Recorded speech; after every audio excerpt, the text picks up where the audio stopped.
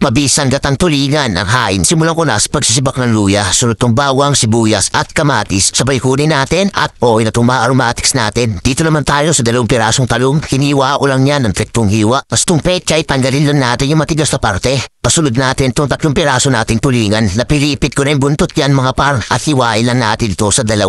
Hula, pwede rin up ang pulutan.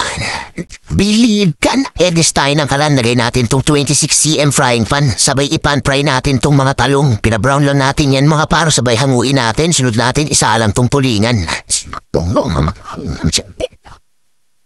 Di balik rin lang natin mga tol hanggang sa maluto. As nung okay na, hanguin na natin.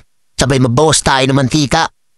Pasulog na natin tong ating mga aromatics.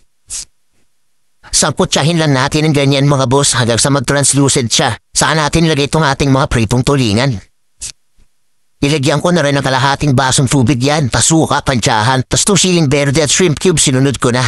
Nilagyan ko na rin yan ng 0.3 na paminta, tas follow-upan na natin ang gata.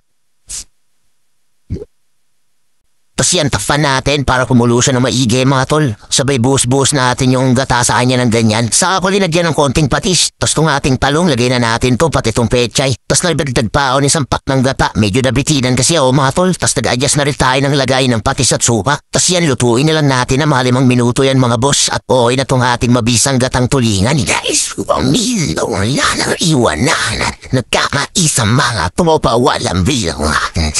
Yan nga mga tutor.